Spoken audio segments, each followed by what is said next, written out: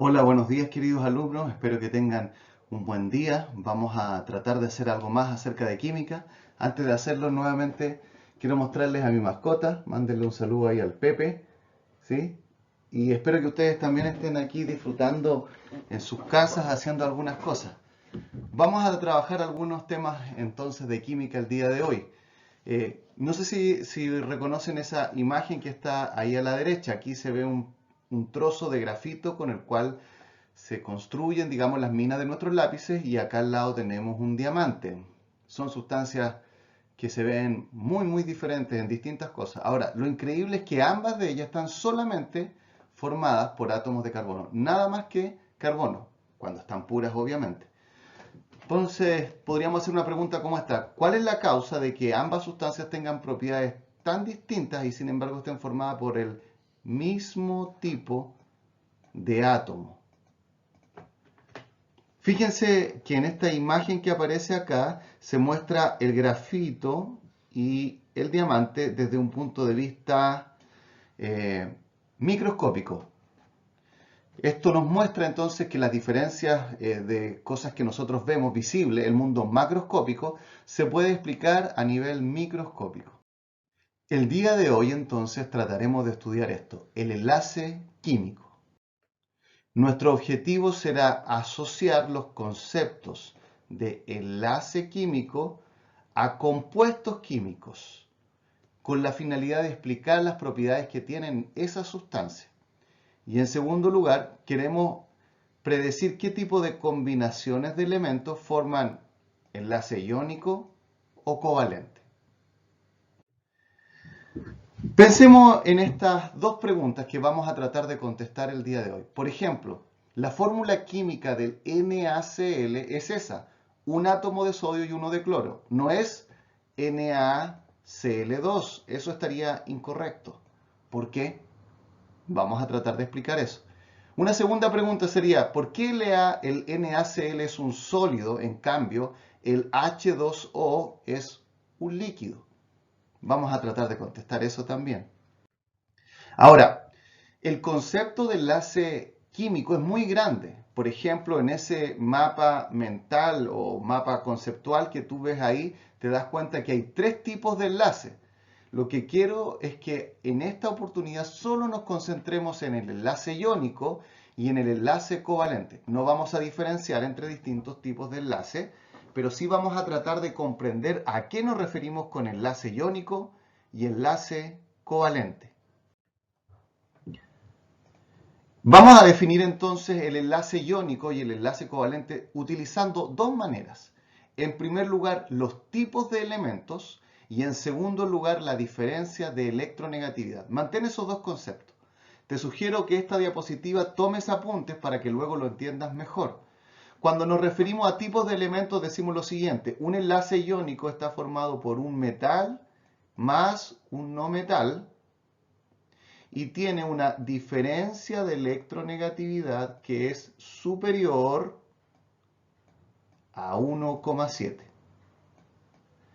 En contrapartida, el enlace covalente está formado por un elemento no metal que se combina con otro elemento no metal.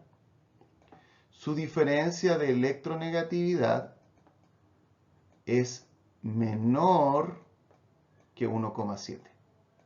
Fíjate los dos conceptos, metal con no metal, por un lado, y el otro lado esto de diferencia de electronegatividad.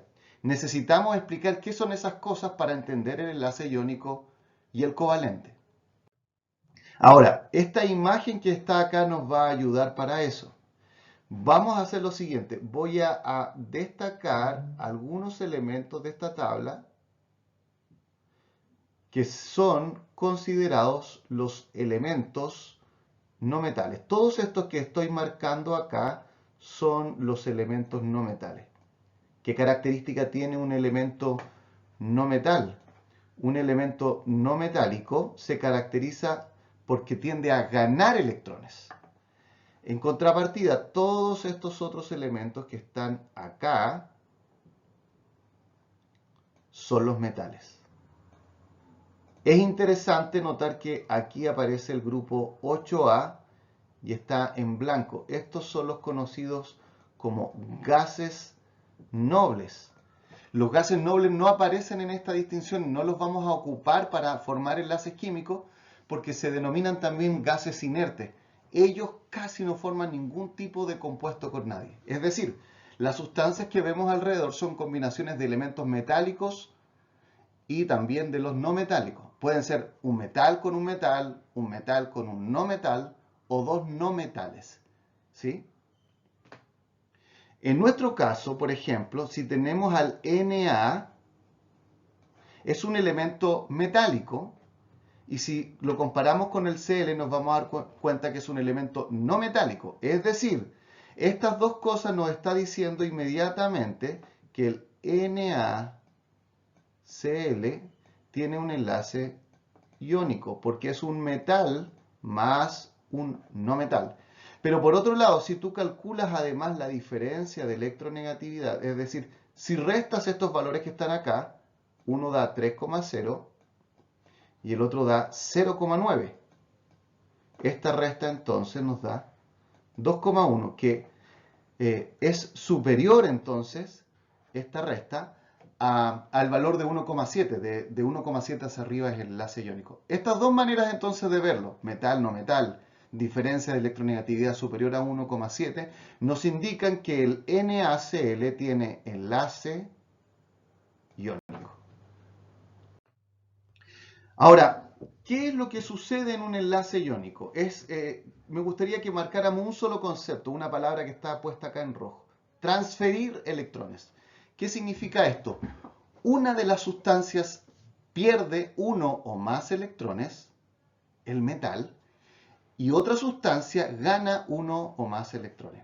El Na es el metal. El Cl es el no metal. ¿Qué sucede con el Na? La definición nos dice que cede o pierde, en este caso, un electrón. Por otra parte, el no metal capta o gana un electrón. Fíjate que en esta imagen que acá estamos tratando de representar aparece la configuración electrónica del Na. Eso es porque su Z es 11 y el cloro es Z16, un número atómico. Si no recuerdas esto, es importante que repases el tema de la configuración electrónica. Y sería bueno que tú trataras en cada caso de hacerla por ti mismo para cerciorarse que lo que está ahí es correcto. Entonces, ¿qué sucede con el Na? Pierde un electrón, su configuración electrónica va a ser semejante a la del gas noble argón. El cloro gana un electrón, su configuración electrónica va a ser semejante al argón. Eso sucede con el enlace iónico. Un metal se une con un no metal, hay transferencia de electrones desde el metal hacia el no metal.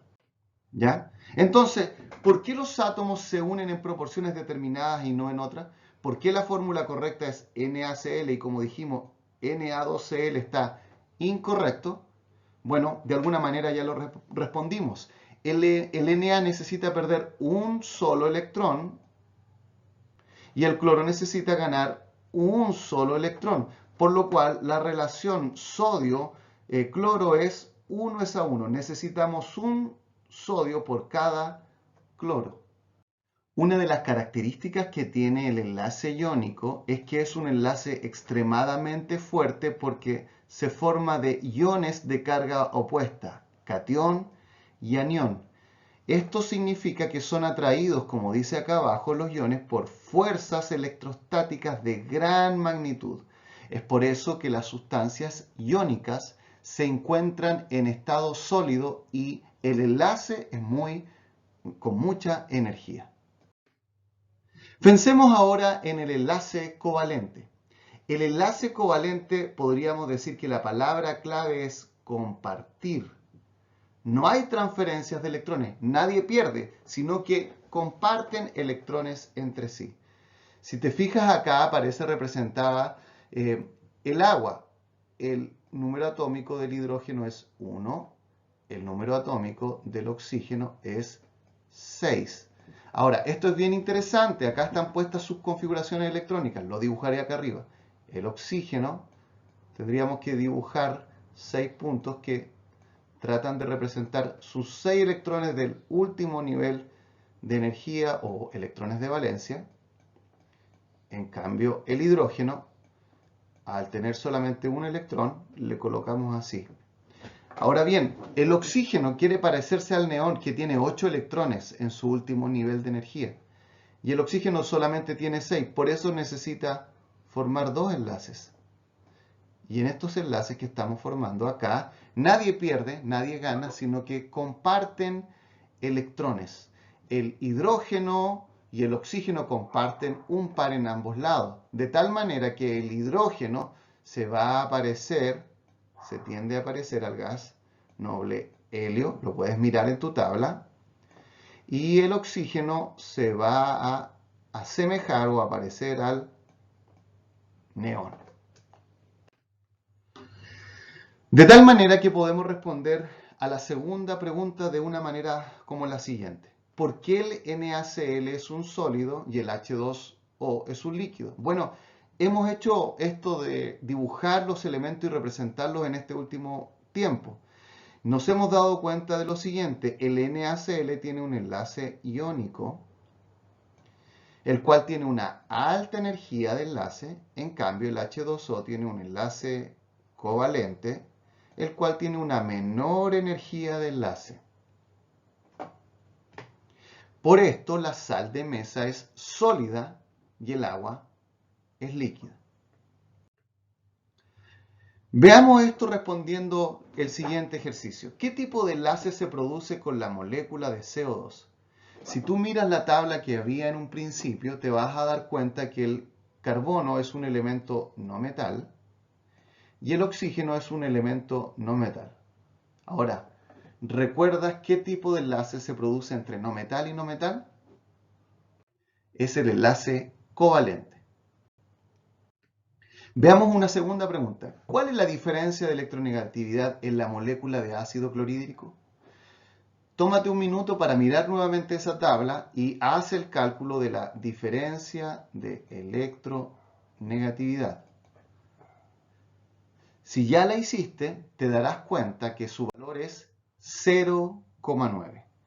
Es importante recordar que una diferencia de 0,9 me indica que el enlace en cuestión es un enlace covalente. ¿Qué conclusión podríamos decir al respecto?